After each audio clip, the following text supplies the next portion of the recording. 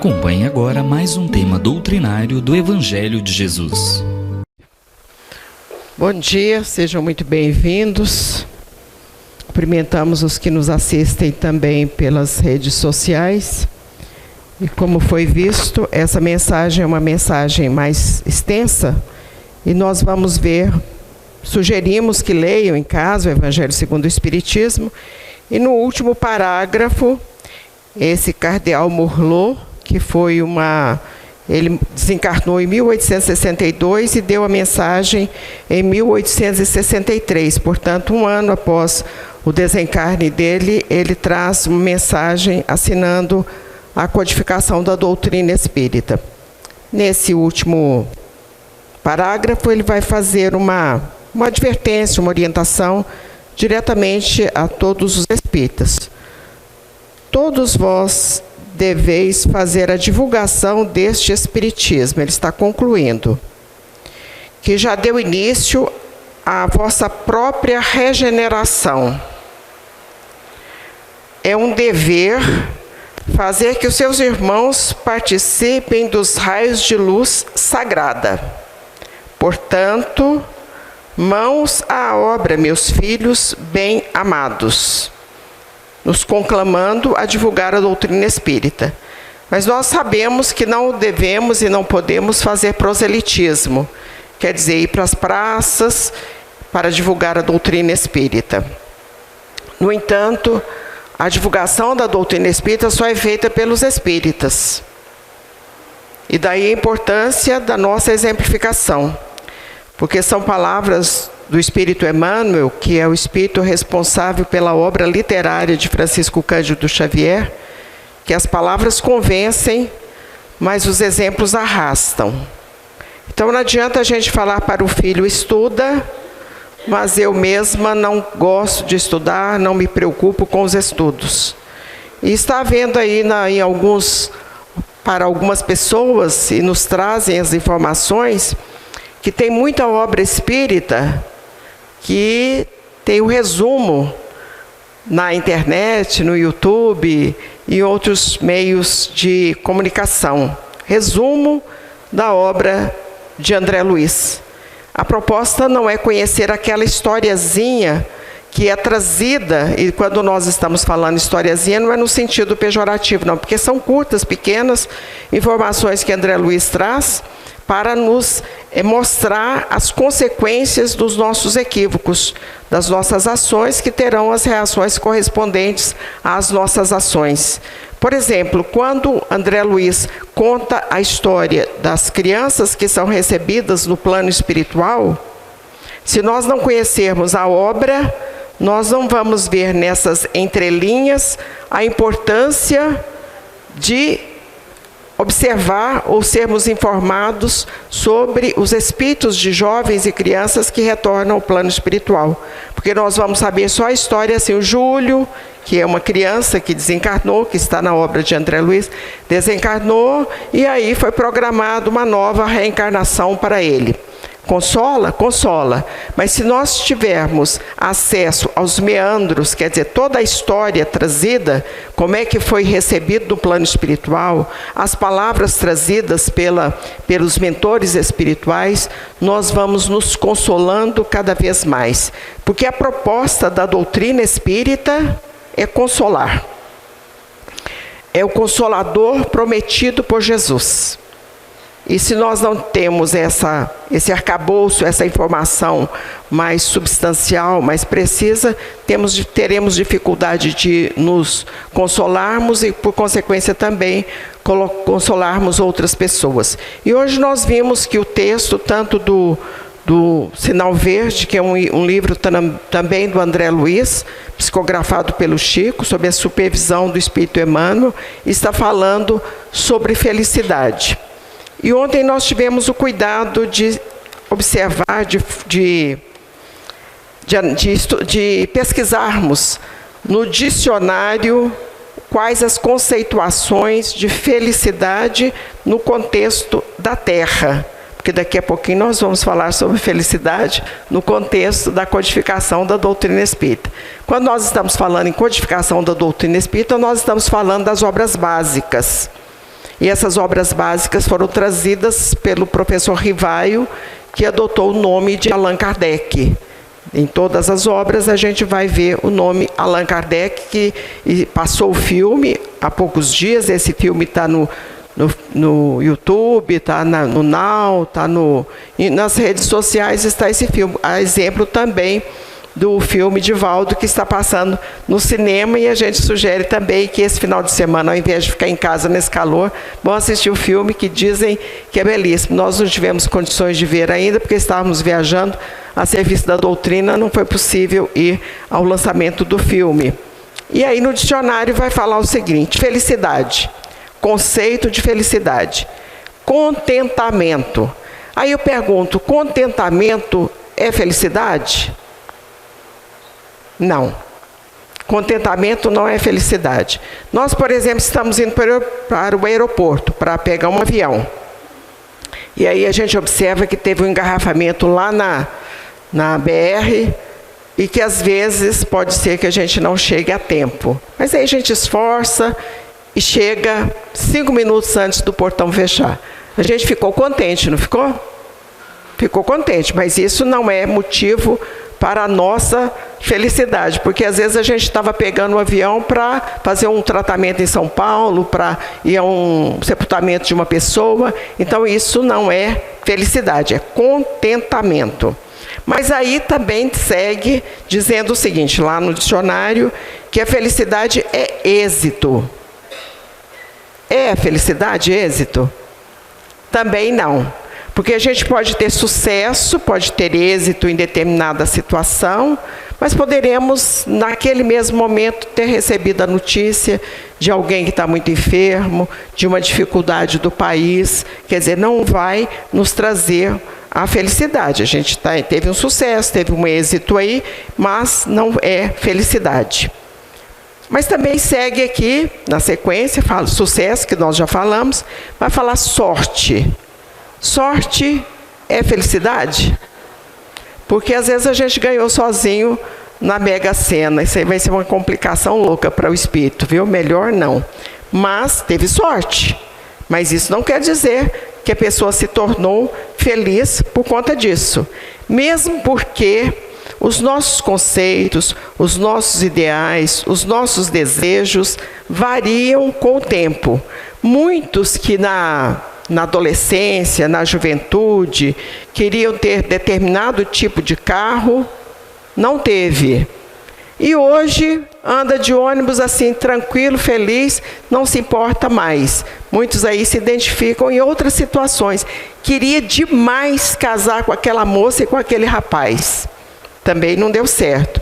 O ideal vai passando, as coisas vão mudando, os conceitos também. E aí a gente encontra com a pessoa na rua, graças a Deus que não deu certo, né? Graças a Deus, né? Olha só. Então, quer dizer, mudou o conceito num determinado momento. Então, a gente não pode entender que felicidade seja bem-estar. Bem-estar é uma coisa, por exemplo, está todo mundo aqui com ar-condicionado, era um bem-estar bem maior do que os ventiladores que não resolvem, ou resolvem pouco. Então, há uma diferença entre felicidade, bem-estar, sucesso, sorte, contentamento, por aí vai. Aí vem a doutrina espírita. A doutrina espírita, que todas as vezes que nós tivemos aflições, e esse capítulo chama-se capítulo das aflições, é o maior capítulo do Evangelho segundo o Espiritismo. Será por quê, gente? Ele chama capítulo das aflições. Porque tem muitas na Terra, né? Maior do que esse é somente o capítulo 28, que está falando sobre a coletânea das preces espíritas. É o maior capítulo. É esse, porque está falando sobre as aflições. E aí a gente vai procurar lá na codificação, questão 922, procurem lá na questão 922, do Livro dos Espíritos, Kardec, preocupado com essa questão da felicidade também. E aí ele pergunta aos imortais o que seria felicidade. E a resposta deles, dos espíritos, que está inserida na codificação da doutrina espírita, ela diz assim: no aspecto material é a posse do necessário. Essa posse do necessário também é muito relativa, porque tem pessoas que precisam de muito. Uma pessoa que teve uma vida de muita fartura, se diminuir, ela vai se sentir a pessoa mais desvalida da face da terra. E outras que tiveram pouco, se tiver um pouquinho mais, uma sobremesa melhor, um pudim daquele de leite moça, já é uma felicidade total. Lembro na mocidade, na infância, e muitos aí devem se lembrar também, que Coca-Cola, Fanta, tinha um tal de Bidu também, só dia de festa. Alguém lembra disso? Hoje, infelizmente, todo dia pode tomar refrigerante. Era só dia de festa. Era uma felicidade enorme. Lembro de uma história de uma escola que saiu para fazer um piquenique e o ônibus tombou. E nessa tombada do ônibus, corria o risco do ônibus pegar fogo. Os meninos todos desceram, as tias, todo mundo desceu. E o menino pulou a janela do ônibus. E aí a tia veio naquele desespero. Mas o que você está fazendo aqui dentro? Por que você entrou dentro do ônibus? Porque eu vim buscar a minha Bidu.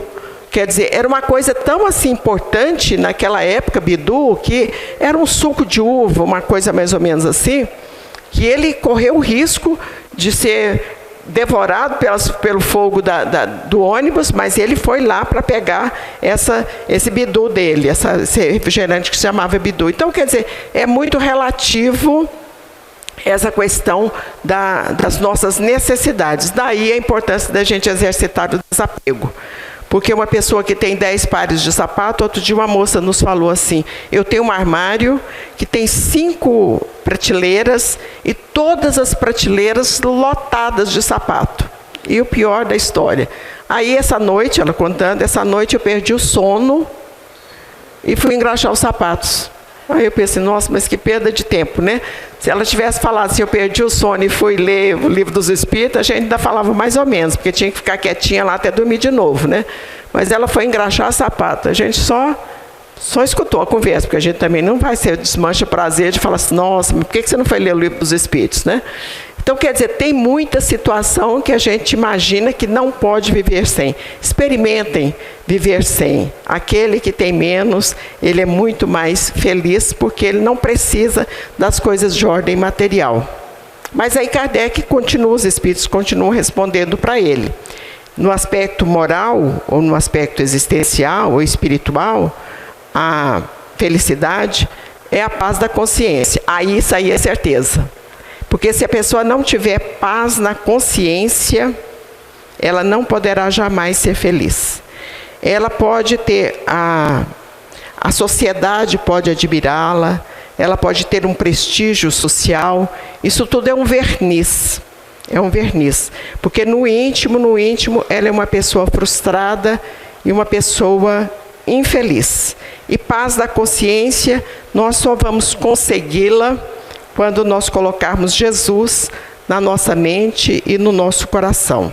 E essa é a proposta da doutrina espírita. Vamos repetir mais uma vez. Estamos relendo o livro que se chama Viagens Espíritas, de 1862, falando sobre as viagens do codificador pela Europa, sobretudo pela França, algumas cidades que ele foi. Ele era francês e foi aferir, quer dizer, foi conferir o que estava acontecendo no movimento espírita da França, logo depois que ele lançou o Livro dos Espíritos, em 1857, e em 1862 ele foi andar por lá para saber como é que estava o livro. E nós podemos sintetizar todo esse livro do codificador na palavra caridade. Caridade. E aí ele diz assim, não é essa caridade esmola, a palavra que ele usa é essa mesma. Não é essa caridade esmola, é a caridade na acepção da informação trazida pelos espíritos mentores. É a benevolência para com todos, a indulgência para com as imperfeições alheias e o perdão das ofensas. Isso é caridade. E quando nós temos essa proposta de caridade, nós temos que começar para conosco mesmo. Daí a importância de estudarmos a doutrina espírita, colocá-la em prática e estarmos internados, no bom sentido, dentro da casa espírita. O que é internado? É ter atividade dentro da casa espírita. E nós temos falado muito sobre a questão da eventualidade do trabalhador. Ele é voluntário até assumir o compromisso. No momento que ele assumiu o compromisso, não é voluntário mais. Então, se eu assumir o compromisso de dar o passe no sábado, faça sol, chuva ou calor, eu tenho esse compromisso comigo, com meus companheiros, com os espíritos mentores e com os espíritos equivocados que vivem comigo. Então, eu tenho compromisso de realizar esse trabalho. De igual maneira também, quando nós adentramos a casa espírita, e o Dr. Mário falava com muita propriedade há pouco, que nós não vamos entrar só de corpo, nós vamos entrar de corpo e alma, de corpo e espírito. Isso quer dizer o quê? Vamos deixar o celular de lado, não vamos ficar no WhatsApp no momento da palestra, não vamos perturbar o que está do nosso lado, porque se o telefone toca aqui, eu perturbei todo o salão. E se o expositor que estiver lá tiver mais dificuldade, ele também já vai perder o fio da meada. Então, a gente tem que ter esse cuidado com relação à questão da tecnologia. Ela é muito apropriada, muito oportuna, mas nós temos que ter o equilíbrio para usá-la e usá-la bem e nos momentos apropriados. Então, a doutrina espírita é isso, é a proposta de renovação do ser para que ele seja melhor. Por isso que também está escrito lá na codificação: conhece-se o espírita pela sua transformação moral e pelos meios que ele emprega para dominar as suas más tendências ou as suas más inclinações. E tem que ter exercício, tem que ter vigilância, tem que ter disciplina para a gente chegar a esse patamar. Vai demorar? Vai bastante, porque tem milhões e milhões de anos que a gente está fazendo tudo errado. Eu, você, todos nós fazendo errado. E às vezes hoje a gente ainda derrapa e continua no equívoco. Daí vem a importância da gente ter a perseverança no estudo e colocá-lo em prática. Mas não é somente a doutrina espírita que nos traz essas informações. Todas as pessoas de bem, em algum momento da vida, elas nos trouxeram informações, independente do seu rótulo religioso. Porque se não fosse assim, nós estaríamos perdidos. Porque a doutrina espírita começa em 1857, embora Jesus tenha nos dito que ele mandaria o Consolador. As orientações trazidas pelo Consolador, que é a doutrina espírita, elas sempre existiram de toda a eternidade. Existiu com os gregos, com os egípcios, com os hindus, com os romanos, com os hebreus, e ela segue as orientações do bem, sempre existiram. Quando Jesus reúne com os 500 da Galiléia, eram 500 pessoas que estavam lá, eles disseram, naquele momento que Jesus os conclama para a modificação e a exemplificação, eles se comprometeram com Jesus e que estariam conosco, aqui na Terra, planeta de muitas dificuldades, sempre para nos trazer as exemplificações. E aí a gente vê tantos e tantos exemplos, não estamos dizendo que esses que trouxeram os exemplos são aqueles que estavam lá, mas no nosso século XIX, século XX, no seio da doutrina espírita, nós temos professor Eurípides Barçanufo, que cantou agora mesmo a música dele, Dr. Bezerra de Menezes, Chico Xavier, Divaldo Franco, quer dizer, no Brasil, a Irmã Dulce, no Brasil e muitos outros também, às vezes ligados a outras correntes religiosas, ou às vezes até não ligados a correntes religiosas, mas que fizeram grandes trabalhos, cientistas muito excepcionais que fizeram grandes trabalhos. Então isso independe do rótulo religioso. E nesse sentido nós fomos buscar uma história que nos toca o coração pela beleza dela. Alguém já ouviu falar em Arthur Ashe? Vocês vão saber quem foi ele agora mesmo. Ele era um americano, nasceu nos Estados Unidos em 1943 e se destacou no esporte. Um grande torneio que existe em Wimbledon, ele se destacou lá nesse torneio, tornou-se campeão, uma pessoa famosa no mundo todo, sobretudo os esportistas. E ele foi fazer uma cirurgia cardíaca e foi contaminado pelo sangue com o vírus HIV. Hoje isso já não existiria mais, porque os cuidados médicos são enormes com relação às questões da cirurgia. Sangue para os momentos cirúrgicos. E também a enfermidade já não é tão letal como antigamente. A exemplo, por exemplo, da tuberculose. Tuberculose também foi uma enfermidade muito letal. Hoje ela está, eventualmente, muito raramente, uma pessoa é acometida de tuberculose, porque existem vacinas, mas num determinado período da história, muitas e muitas pessoas foram acometidas e foram a óbito mesmo, elas morreram. E, sobretudo, muitos intelectuais. E por que acontecia isso com os intelectuais? Porque eles se reuniam nos mesmos bares, nos mesmos cafés, e ali eles se contaminavam. Como não existiam os medicamentos próprios, eles iam a óbito e ainda contaminavam uns aos outros. Por exemplo, o imperador Dom Pedro I, primeiro imperador do Brasil, morreu de tuberculose. O Manuel Bandeira, o Chopin, o Castro Alves morreram de tuberculose. Hoje não morreriam mais, porque até doenças mais graves a gente está vendo aí, que são curados, câncer e outras situações. Mas então a ciência evoluiu muito. Hoje aconteceria a mesma coisa com a pessoa acometida de HIV. Ela tem um tratamento muito, muito bom. E quando ele é acometido da enfermidade, ele divulgou para a imprensa com uma transparência muito grande, e as cartas começaram a chegar de apoio, e entre uma das cartas, a pessoa, o remetente da carta, diz assim: por que com você? É a pergunta que a gente faz, né? Por que comigo, né? Por que eu estou com essa doença? Por que eu fiquei diabético? Esqueceu que comeu muito açúcar para trás, né? Por que eu estou hipertensa? Porque esqueceu também que fez alguma coisa equivocada. Então, por aí vai. Por que eu estou tão triste? Esqueceu que tem que rezar. Muitas e muitas situações a gente vai perguntar: por que aconteceu comigo? E aí vem a resposta dele. Ele não respondeu dizendo assim: pois é, eu, uma pessoa tão famosa, uma pessoa tão ilustre da humanidade, um homem rico, porque ele era um campeão, ficou riquíssimo, por que aconteceu comigo? Ele não perguntou isso. Aí ele vai perguntar o seguinte: a pergunta é: por que Deus teve que escolher você para pôr uma doença tão horrível?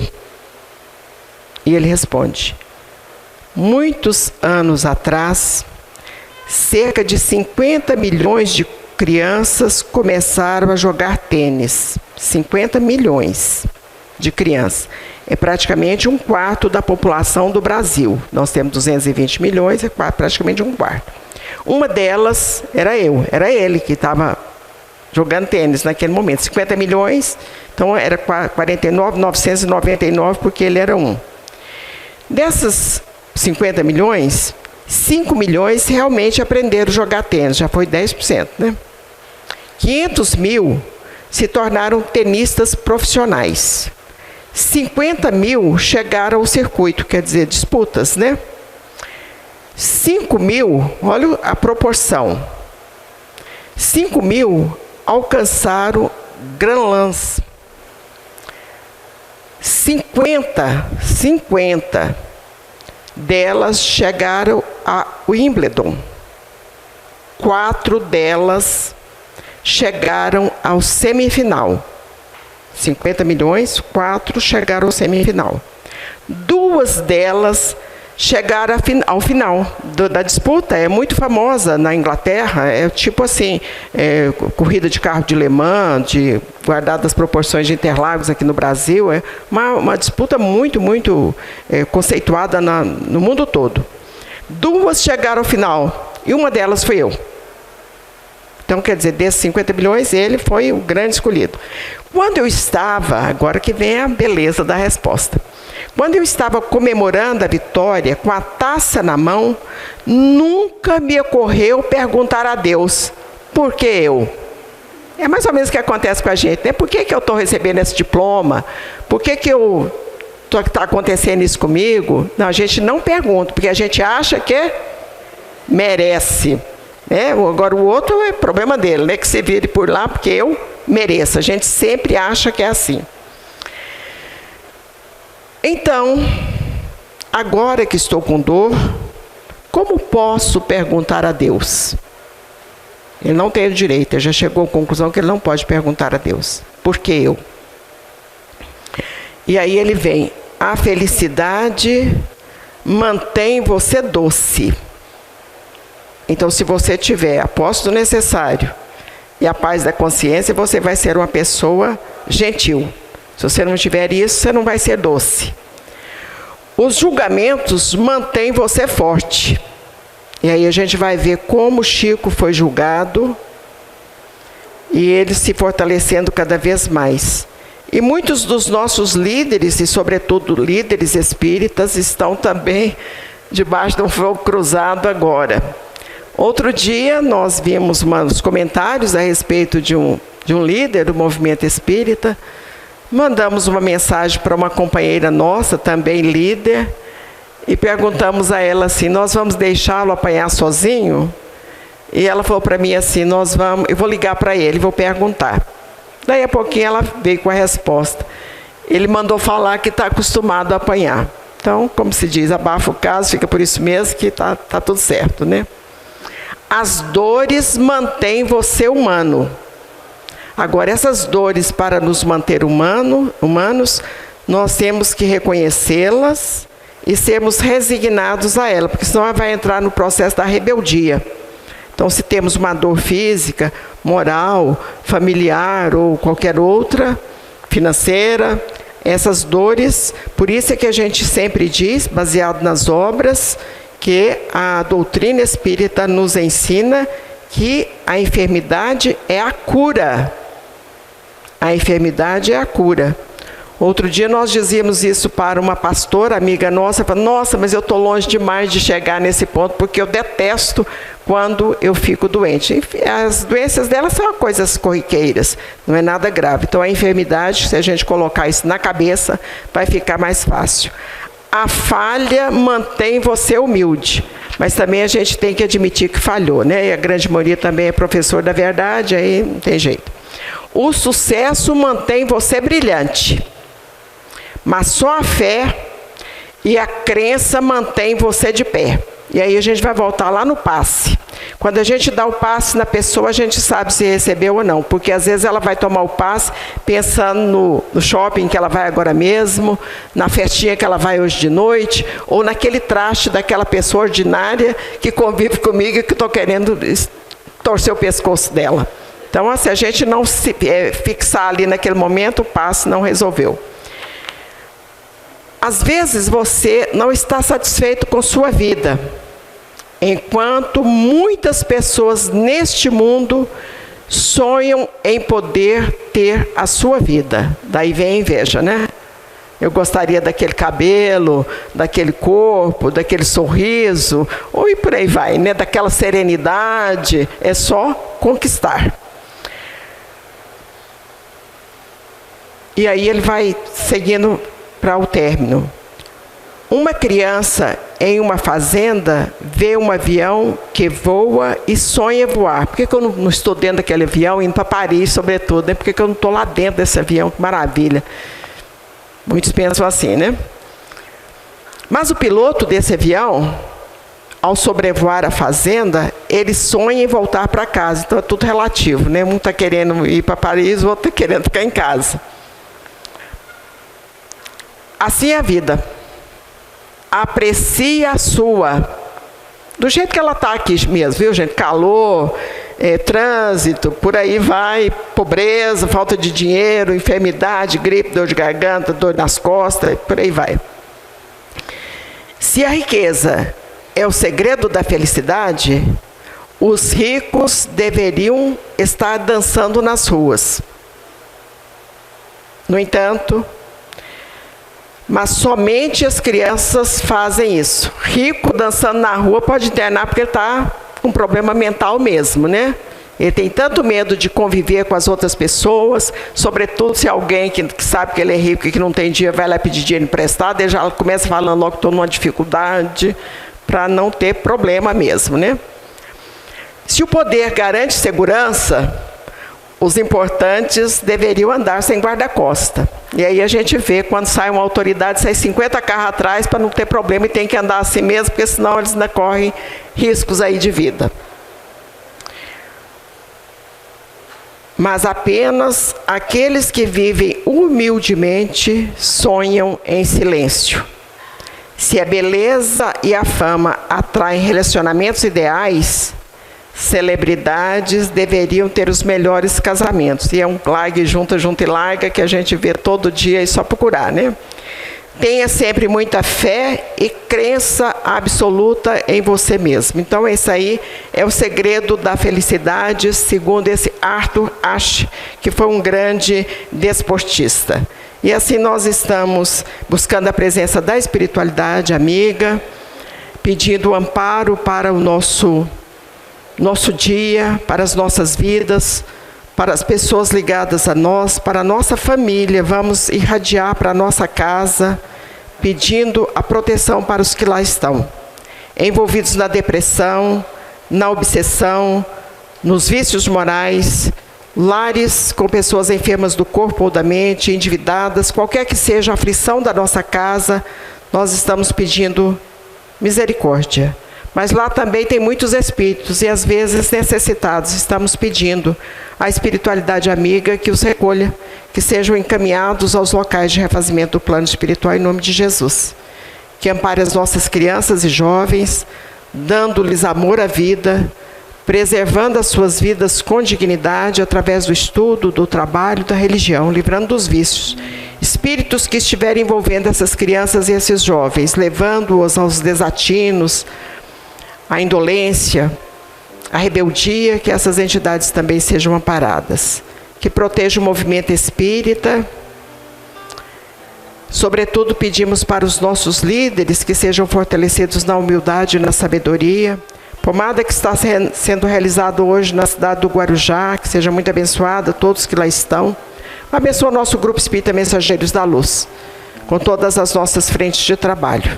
Todos os frequentadores, trabalhadores das nossas casas. As atividades que seguirão hoje, agora no Alvorada e à tarde, com a manipulação do xarope, hoje e amanhã.